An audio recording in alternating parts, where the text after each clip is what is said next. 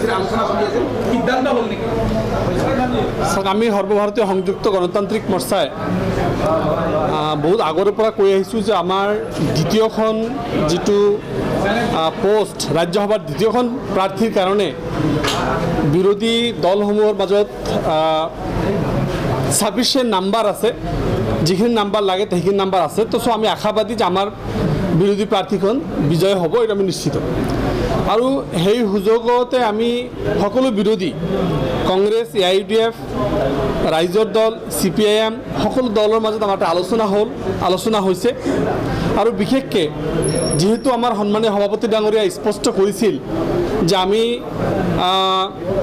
এইবাৰ আমাৰ পৰা প্ৰাৰ্থীটো আমাৰ ফালৰ পৰা লাগে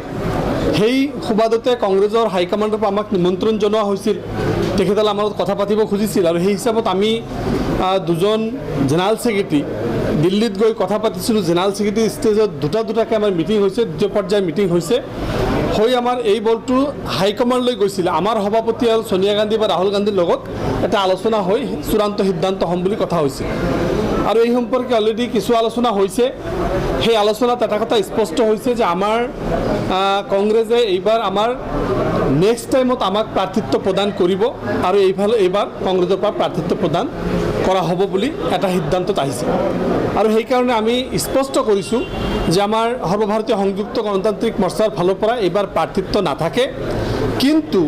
আমাৰ বিৰোধীৰ উমৈহতীয়া প্ৰাৰ্থী হিচাপে কংগ্ৰেছক দিবৰ কাৰণে আমি আমাৰ ফালৰ পৰা আমি সন্মতি প্ৰকাশ কৰিছোঁ তো আমি আশা ৰাখিছোঁ যে আমি সকলো বিৰোধীয়ে ঐক্যভাৱে দ্বিতীয়খন পোষ্ট আমি বিজয় হ'ম দ্বিতীয়খন প্ৰাৰ্থী আমি বিজয় হ'ম থেংক ইউ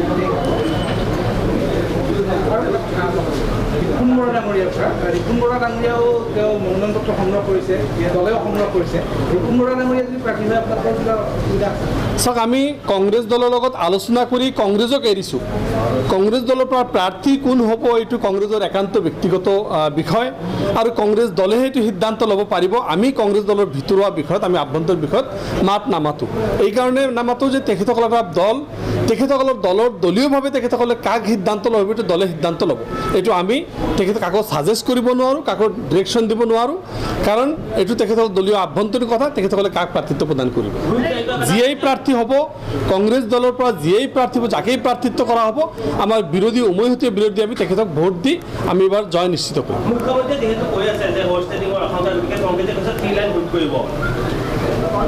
সব থ্ৰী লাইন হুইপটো কৰিবই লাগিব আপোনালোকে নিশ্চয় জানে three line whip you must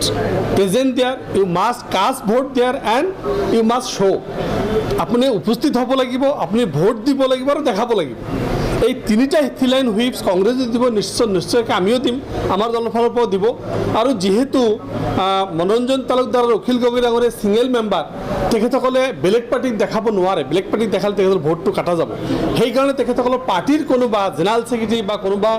বা ছেক্ৰেটাৰীৰ ফালৰ পৰা যদি কোনোবা বহাই ৰাখে তেখেতক দেখাব পাৰিব কিন্তু বেলেগৰ দলক দেখাব নোৱাৰে গাইডলাইনত তেনেকুৱা আছে সেই হিচাপত তেখেতসকলে মই ভাবোঁ যে অখিল গগৈ ডাঙৰীয়া বা মনোৰঞ্জন তালুকদাৰ ডাঙৰীয়া তেখেতসকলৰ দলৰ কোনোবা প্ৰতিনিধিত্ব ৰাখিব তেখেতসকলৰ ভোটটো তেখেতসকলক দেখাব পাৰিব বেলেগ দলক দেখাব নোৱাৰে তো চ' আল্টিমেটলি আমাৰ ফালৰ পৰা থ্ৰী লাইন হুইপ হ'ব মই ভাবোঁ অখিল গগৈ ডাঙৰীয়াও তেখেতৰ দলৰ ওচৰত দায়বদ্ধ মনোৰঞ্জন তালুকদাৰ ডাঙৰীয়া তেখেতৰ দলৰ ওচৰত দায়বদ্ধ আৰু কংগ্ৰেছো দায়বদ্ধ আমিও দায়বদ্ধ সকলো দায়বদ্ধতা স্বীকাৰ কৰি আমি আমাৰ যি ভোট আছে ৰাজ্যসভাৰ দ্বিতীয় প্ৰাৰ্থীটো আমাৰ দখলত আহিব এইটো আমি নিশ্চিত হৈছোঁ আৰু মুখ্যমন্ত্ৰী ভৱিষ্যতবাণী এবাৰ মানে সঁচা প্ৰমাণিত নহয় চাওক মাননীয় মুখ্যমন্ত্ৰী ডাঙৰীয়া বাৰে বাৰে আমি দেখিছোঁ হৰ্চ ট্ৰেডিং তেখেতে নিজে গাড়ী চলাই হৰ্চ ট্ৰেডিং কৰে এনেকুৱা ৰেকৰ্ড আমাৰ নথকা নহয় কিন্তু আমাৰ এটা আস্থা আছে যে মাননীয় মুখ্যমন্ত্ৰী ডাঙৰীয়া এতিয়া মুখ্যমন্ত্ৰী হৈছে এতিয়া লিডাৰ অফ দ্য হাউচ এতিয়া গোটেই অসমৰ তেখেত লিডাৰ তো আজিৰ দিনটোত তেখেতে এনেকুৱা এটা অনৈতিক কাম কৰিব বুলি মই মানে নাভাবোঁ যে মাননীয় মুখ্যমন্ত্ৰী ডাঙৰীয়া এটা ইমান ভাল পদত থাকি তেখেতে হৰ্চ ট্ৰেডিং কৰিব যিটো নীতিগতভাৱে এটা বেয়া কথা সাংবিধানিকভাৱে এইটো উচিত নহয় তাৰ প্ৰতিও যিটো ছাফিচিয়েণ্ট নাম্বাৰ থকাৰ পিছতে এইটো কৰিব বুলি মোৰ বিশ্বাস নহয়